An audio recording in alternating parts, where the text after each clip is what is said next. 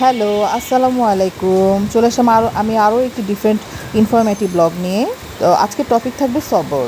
আমাদের কঠিন সময়ে আমাদের সবর করতে হবে, এই ব্যাপারটা আমরা সবাই কম বেশি জানি।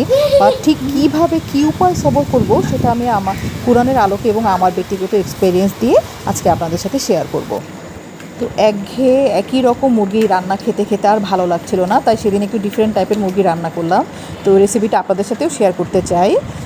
সিম্পলি একটু রোস্ট মশলা, আদা রসুন, লাল মরিচ, একটু পেঁয়াজ, গোলমরিচের গুঁড়ো, ঘি, লবণ, তেল দিয়ে মিক্স করে আর একটু দুধ মিক্স করে মাখিয়ে আমি মুরগিটা রান্না করেছি।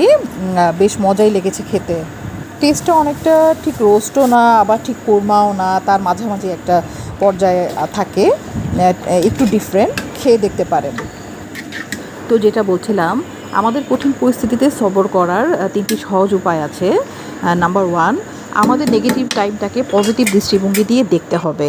যে কঠিন পরিস্থিতিতে মাঝে আপনি যাচ্ছি, সেই পরিস্থিতিটাকে যদি আমি আল্লাহর তরফ থেকে আমার জন্য পরীক্ষা অথবা আমার জন্য আযাব যেটাই মনে করি না কেন, আমার যদি এতটুকু কনফিডেন্স থাকে যে এর মাঝে আল্লাহ পাক আমার জন্য কোনো না কোনো কিছু উত্তম রেখেছেন, তাহলে কিন্তু সবর করা অনেক ইজি হয়ে যায়।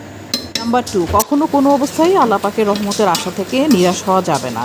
আমাদের ভালো সময় যেমন আমরা আল্লাহ পাকের উপর ভালো ধারণা রাখি, খারাপ সময়েও আল্লাহ পাকের উপর ভালো ধারণা রেখে কঠিন পরিস্থিতিটাকে ফেস করতে হবে।